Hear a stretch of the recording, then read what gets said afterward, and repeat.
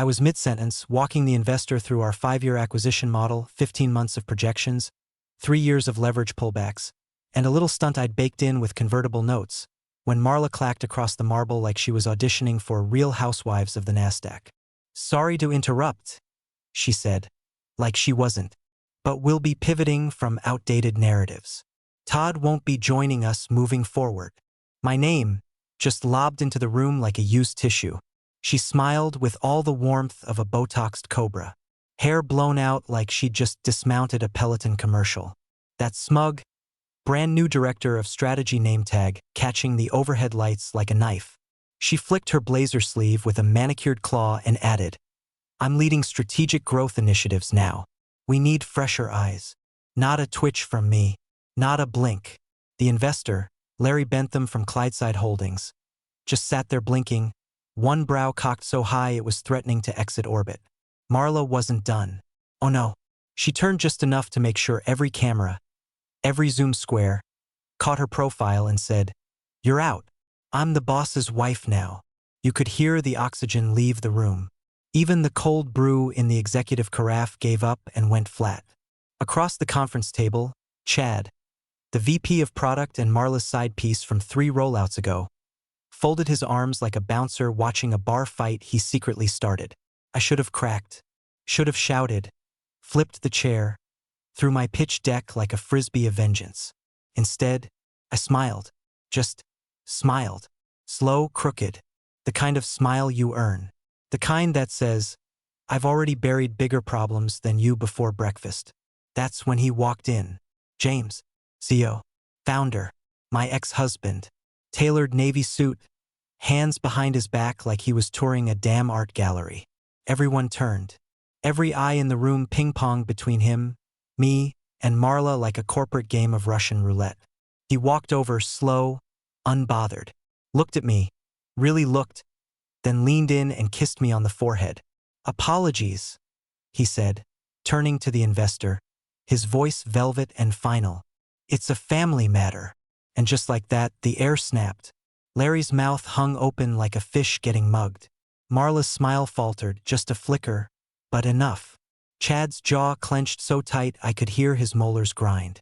I didn't move, didn't gloat, didn't wink.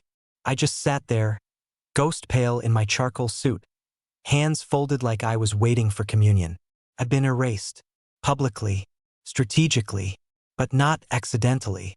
No, Marla had planned this. Picked this moment, this room, this investor, thinking she could bury me and dance on the grave in front of my ex-husband and a $50 million prospect. What she didn't know, I built the goddamn graveyard. The thing about working behind the curtain for 10 years is, people forget you were the one who installed the pulleys. Marla thought I was the past. That was her first mistake. Her second? Declaring war without knowing who the general used to sleep with. As the silence roared, I caught James's eyes. He gave nothing away. Just a polite nod to the room, a glance at the deck I'd been presenting, and then walked out. No one knew what to say, and that's when it hit me he didn't defend her. He didn't correct me. He didn't even mention she was his wife. The investor scribbled something. Chad adjusted his cufflink like it would fix the mess. Marla? She stood there, trying to recalibrate her smile, not realizing it was already cracked. I leaned back, exhaled through my nose like a man who just felt the first tremor of an earthquake under his enemy's feet. She thought she'd won. She had no idea the war had just started. It was nearly midnight when the knock came. Not a text, not a call. A knock. James stood there in a t-shirt that didn't fit right and eyes that hadn't seen sleep in at least 2 days. No blazer, no CEO mask. Just a man whose world was starting to come apart at the seams. Again. I didn't say anything, just stepped aside. He walked in like the place still remembered him. We hadn't lived together in over a year, but his steps still matched the floorboards. Some ghosts don't haunt, they linger politely. I poured him bourbon. Neat. The same bottle we opened the night we signed the first angel investor. He stared into the glass like it owed him answers. "We shouldn't have done that today," he said, voice low. The room was watching. "You think I planned it?" I asked. He didn't bite, didn't blame, just nodded once like it hurt. There was a long silence. Just the fridge humming and my clock ticking like a countdown to something neither of us wanted to name. Then he dropped it. "She's not what I thought," he said. I didn't flinch. "She's clever," he added. "But she's got no loyalty." And Chad? He's been greasing vendor deals behind closed doors. Legal flagged 3 invoices today they can't tie to contracts. I stayed quiet. And someone's leaking. Could be him. Could be her. Future funding rounds. Feature roadmaps. The subtle, but our competitors are beating us to market on stuff they couldn't have guessed. And the board? They're sniffing blood. I took a sip of my drink. "Sounds like a you problem." His mouth twitched. Not a smile. Just the ghost of one. "I need a shadow. Hire a PI." "No." They'd know. They'd see it coming. "I need someone who knows the wiring. Someone who can walk through the building and not trigger alarms." He looked at me then. Really looked. Past the humiliation, past the pitch meeting, past the forehead kiss. To the person who wrote the original data architecture on Post-its. Who onboarded the first 7 hires.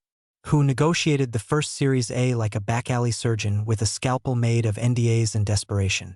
"You want me to ghost my own ex-husband's company?" I asked flatly. He drained the glass in one pull and set it down with a clink. "I want you to save it. Quietly. No credit. No noise. Just get in. See who's carving it up from the inside, and make it stop." I leaned against the counter, arms crossed. The humiliation from earlier still burned like acid under my skin, but beneath it, a colder fire was starting to catch. This wasn't about revenge. This was about rot. I'd helped build that place. Watched it grow teeth and a backbone and a burn rate that could vaporize half of Ohio.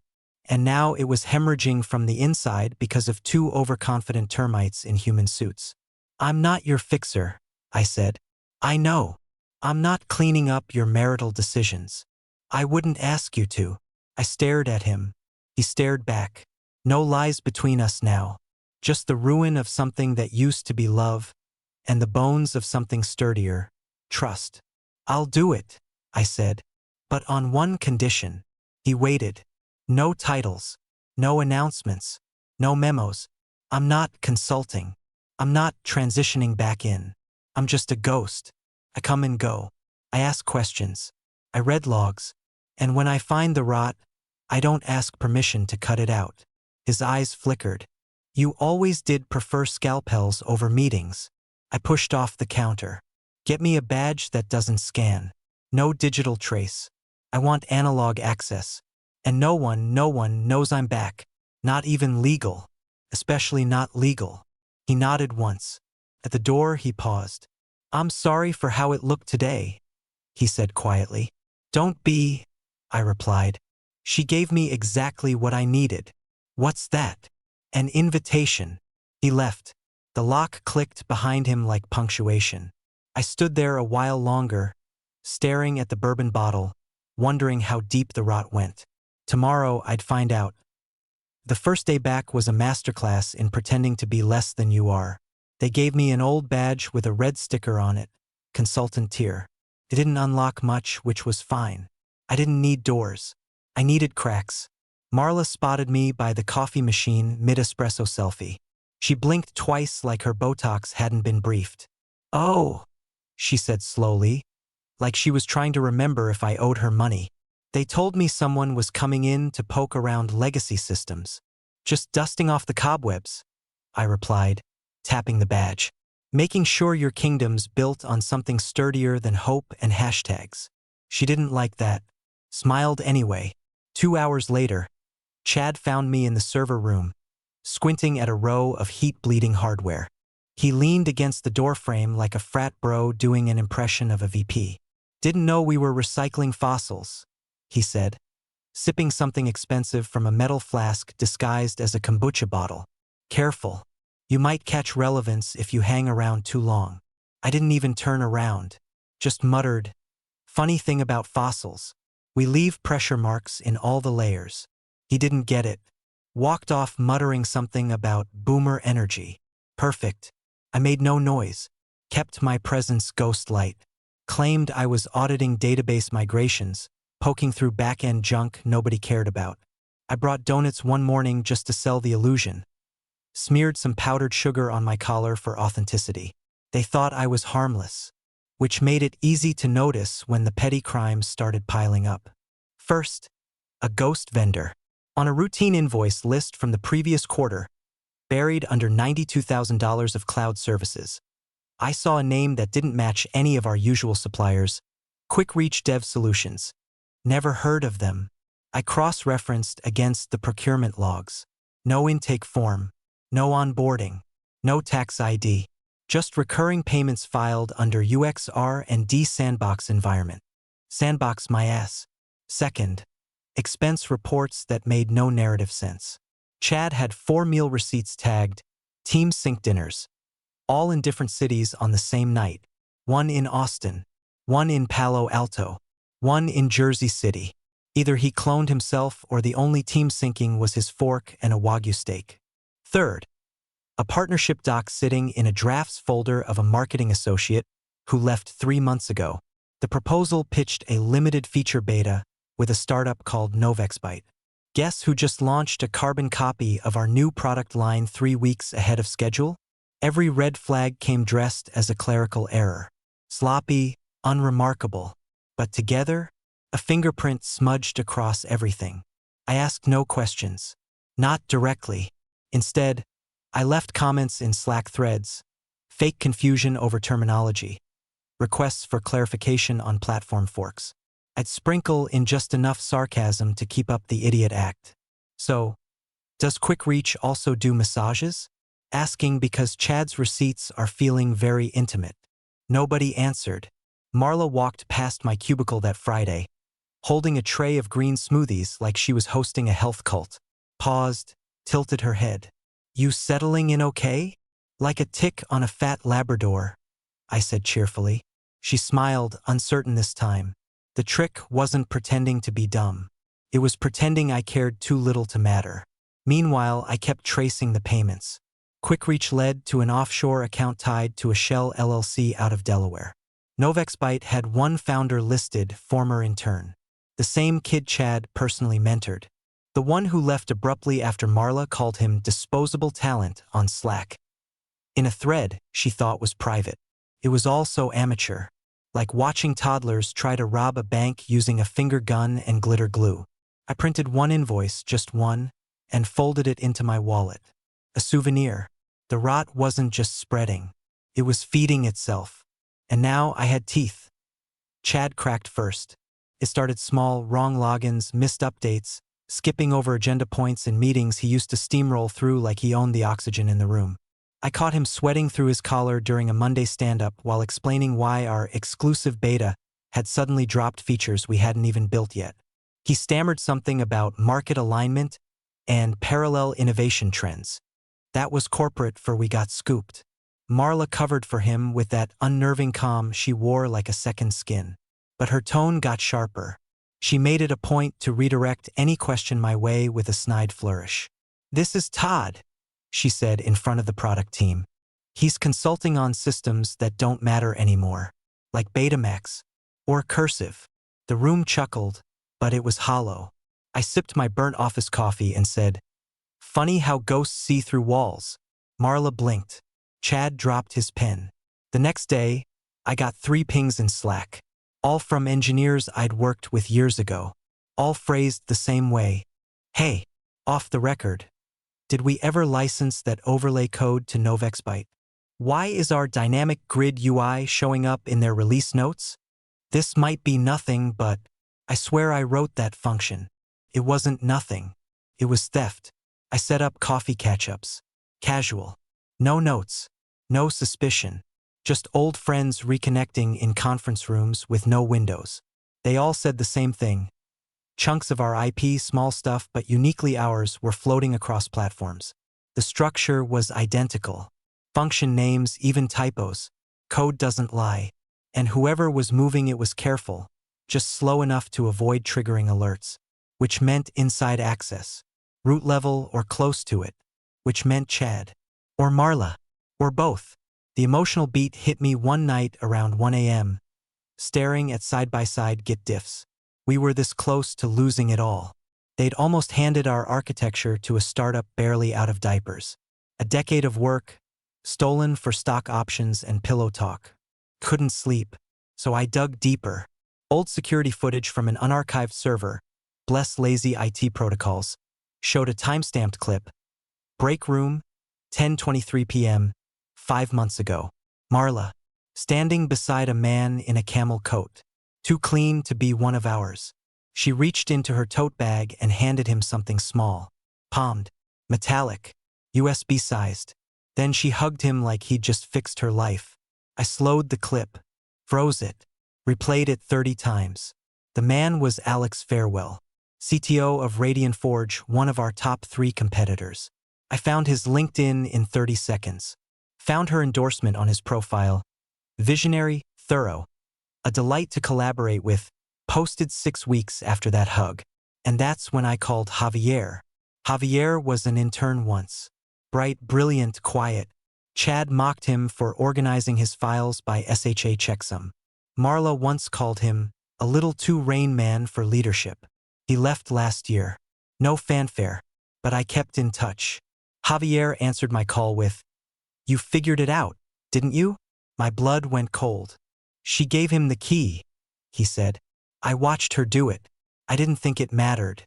I was too scared. I thought maybe they cleared it with legal. But then Radian launched that fake AI UI. And I saw my name in their code comments." He sounded ashamed. I told him the truth. "You're not the traitor. You're the receipt." When we hung up, I didn't feel relief. I felt focus. The rot had names now. And faces. The question wasn't if I'd burn them. It was how hot that I baited the hook with sugar and arrogance. Titled the file Confidential and Quarter for Feature Expansion TX. Because if you want a thief to bite, don't make it look like a lockbox.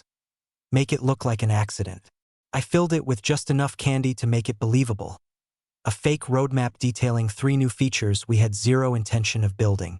A proprietary A/B optimization engine we didn't have the compute for, a voice-based onboarding flow I mocked up in Canva, and something I called Neural Persona Sync. A buzzword Frankenstein I cooked up at 2 a.m. while half-drunk on revenge and expired Mountain Dew. I saved it to the shared drive. Didn't announce it. Just placed it where I knew curious rats with inflated job titles would eventually sniff it out.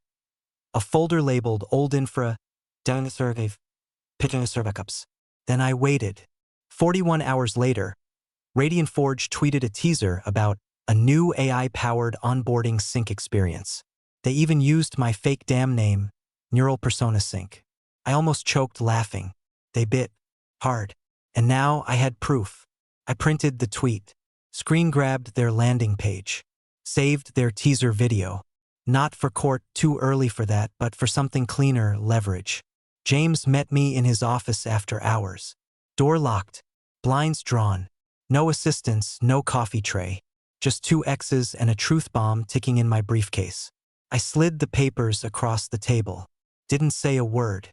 He read, his jaw locked. One finger tapped the corner of the page like he was keeping tempo with his own implosion. "This was never in dev planning," he murmured. "Nope. You seeded it? And they launched it? Down to the typo in slide 4. He closed the folder, sat back, stared at the ceiling like it might drop him a lifeline. "It's them," I said quietly. "Marla, Chad. The whole rotten treehouse of vanity and lies they'd built inside his company, creaking under the weight of their incompetence." He didn't argue, didn't deny, just looked tired. "I need time," he finally said. "The board's jumpy. One of the investors is already pushing for a change in leadership structure. If I move too fast..." "She's still your wife," I finished. "Technically, legally, on paper." His silence was answer enough. I stood. "I don't need fast," I said. "I need clean." He gave me a wary look. "You sound calm." "I am." "Why?" "Because I know how this ends. That's the thing about playing Ghost, you don't rage. You don't demand. You haunt." And in that moment, I wasn't a jilted exec or a bitter ex-husband. I was a man with all the receipts, standing in the ruins of someone else's delusion. calmly lighting a cigarette and waiting for the termites to eat their way through the last support beam. I left the office that night without looking back. Not because I didn't care, because I did. Too much. And that's why I'd wait. Because sometimes, the cleanest kill is the one they never see coming. Larry Bentham walked in wearing the same $1,000 smirk he wore the day Marla tried to publicly retire me. The difference was, this time no one smiled back. The follow-up meeting was lean. No hype, no catered charcuterie spread. Just numbers, risk forecasts, and subtle side-eyes. Chad looked like he'd aged 10 years in 2 weeks. Marla looked like she hadn't slept since the roadmap leak.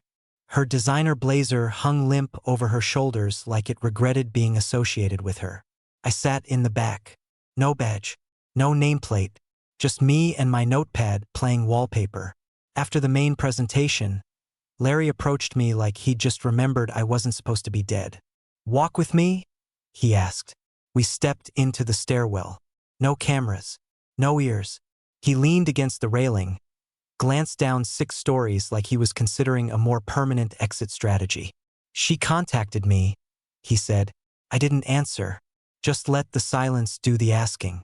"Your CEO's wife." "Well, supposedly." He chuckled, but it didn't reach his eyes. "Said there was a sidecar deal.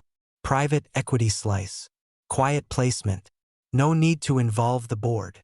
I stared. "She offered me exclusivity," he said, voice dropping. "On tech I was already funding. That was it. The ignition point." I nodded slowly, like I was processing something deeply complex. I wasn't. I was already halfway to phase 2. That night, I constructed a new file chain. A fake audit trail of R&D vendor disbursements, forged to look just sloppy enough to be real. Real PO numbers, believable line items, cloud service fees, anonymized subcontractors, even a shell payment routed through a vendor alias tied to QuickReach. The same ghost vendor from before.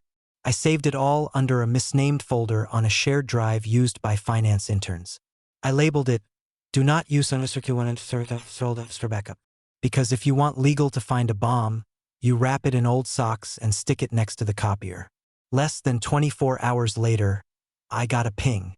"CFO. Hey, where did this chain originate from? These vendors aren't cleared. Did these payouts get board sign-off?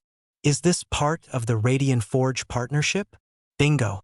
The CFO kicked it up the chain. Legal started sniffing. Questions reached James before lunch. I didn't need to say a word. By the next morning, Chad had missed 2 meetings and claimed urgent personal matters. Marla canceled a product review and emailed some fluff about refocusing strategic objectives. Translation: they were scrambling. Cornered animals playing musical chairs on a sinking ship. I walked the halls slowly, silently. No one made eye contact anymore. Even the interns avoided me, like I might absorb their sins by proximity. James brushed past me outside the elevator. His jaw was tight. His phone buzzed nonstop. "You did this?" he muttered under his breath. I said nothing. He glanced sideways. "Feels surgical." I finally spoke. "Surgery saves the body." He stepped inside the elevator. Doors closed without another word. I turned back toward the bullpen, toward the nervous shuffle of a startup realizing it had swallowed poison disguised as ambition. Let it sweat. Let it bake. The trap was tightening, and the termites were starting to feel the heat. They called it an emergency alignment session. That's boardroom speak for. Someone lit the building on fire, and now we're arguing about who brought the matches. 10 chairs around the obsidian slab table. 1 projector screen. A spread of LaCroix and lies. James sat at the head, back straight, expression carved from granite. To his left, CFO, pale and visibly sweating.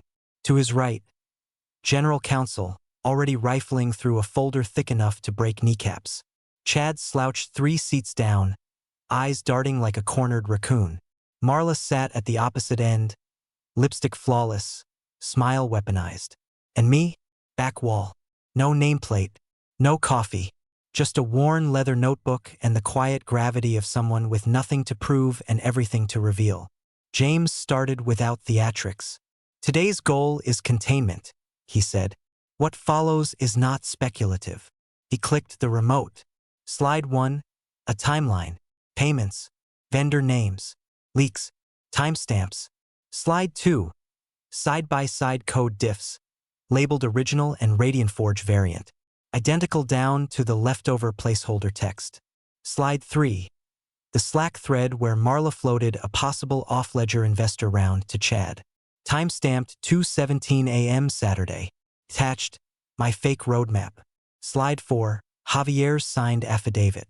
Witness to a USB exchange between Director Marla Jones and CTO Farewell of RadiantForge. Each slide landed like a slap. Some flinched, some froze. Chad looked ready to chew his own tongue off. Marla didn't blink. When James finished, the room was radioactive with silence. Then Chad spoke. "This is circumstantial," he said, voice cracking. "There's no direct evidence tying me to any leaks. I've never met Farewell. You're basing this on hearsay and probably fabricated files from some disgruntled." James raised a hand. "You'll have a chance to respond formally," he said. "Today is about facts, not performances." That's when Marla turned her chair toward James and tried her final card. "This is absurd," she said, venom wrapped in velvet. "You're going to take the word of some bitter ghost who's been lurking in shadows and sabotaging progress? You want to talk betrayal? He's the saboteur. Fire him. Now." Her voice cracked like a whip, eyes drilling into mine. James stared at her, then stood. Slow, measured. The room braced. He walked to the window, then turned around and said the line I'd waited months to hear. "We divorced. 9 months ago." The oxygen was sucked out of the room. Marla didn't move, didn't blink. Her smile evaporated, slowly, like a sugar cube dissolving in bleach. "What?" she said, but it came out small, hollow. James kept going. "You were not brought on because you're my wife. You were brought on because you convinced the board you were capable. That assumption has clearly expired." Chad stood up like someone had lit a fire under his chair. "I need to step out, my lawyer," he muttered, grabbing his phone. He was halfway to the door before the vote even began. He never came back. Marla stayed frozen, red creeping into her cheeks, her hands gripping the table so tight her knuckles bleached. The general counsel cleared her throat. "Pending legal review, Director Marla Jones is relieved of all strategic responsibilities. All devices will be surrendered within the hour." James looked to the board. "Any objections?" Silence. I didn't move, didn't speak, didn't smile. Just sat there, notebook closed, pen capped, calm. Marla turned her head, slow, robotic, and looked at me. Really looked. I met her stare, neutral. No rage, no glee, just quiet inevitability. She blinked once. I gave her the smallest nod in the history of revenge. Barely a breath. That was the moment she understood. She hadn't lost to rage. She'd lost to precision. And I was already gone. He waited until the dust had mostly settled. Not the next day. Not the next week. A full 2 Fridays later, long enough for the Slack memorials to stop, the lawyers to finish their sniffing, and for Marla's face to quietly vanish from the About Us page. The email subject line was simple. Lunch. No signature. No emoji. Just like the old days back when things were honest, even when they were broken. We met at the sushi place down the street, the one we used to go to when the company was still small enough to fit in a coffee shop, when big wins meant sake bombs and laughing until we forgot the budget deficit. He was already seated when I walked in. Table in the corner. Same order. 2 miso soups, tuna rolls, and green tea neither of us ever finished. He looked tired. Lighter, too. Like a man who'd survived a near-miss plane crash and was still deciding if the miracle was worth the trauma. "I owe you," he said. I didn't argue. He slid a manila folder across the table. Inside, title Chief Strategy Officer. Equity, 2.5% vested on acceleration. Back pay for the consulting months. Performance bonuses tied to revenue. Clean slate, he said. Total autonomy. No board interference. Build what you want how you want. With me. I looked at the offer. Flipped the pages. The numbers were generous. The power, real. It was everything I'd earned. everything I'd lost, gift-wrapped in an apology with a company seal. I took a long sip of water, then placed the folder back on the table, untouched.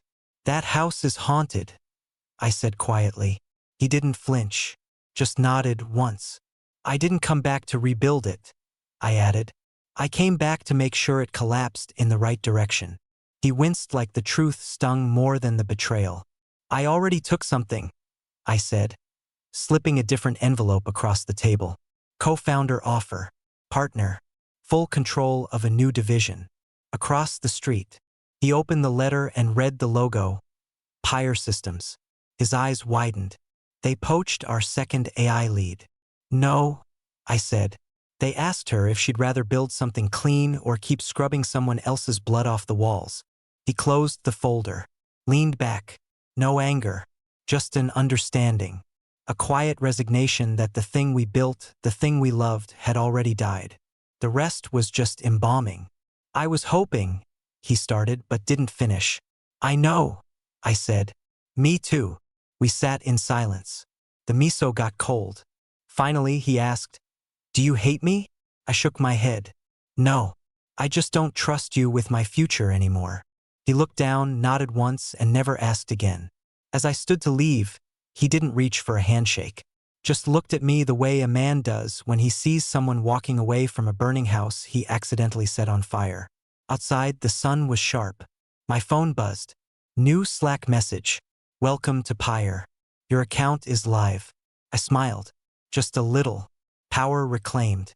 Not loud. Not brutal. Just final. The war was over. I'd walked out holding the matchbook.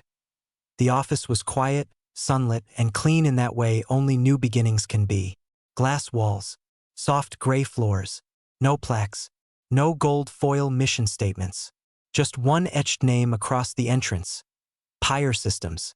It caught the morning light like a blade, sleek, rising, unapologetically sharp. I sat at my desk with a black coffee cooling beside a stack of onboarding packets. Not paper. Just a slim tablet and a sticky note that read, "Let them build. Trust the process." The room was bare by design. No trophies.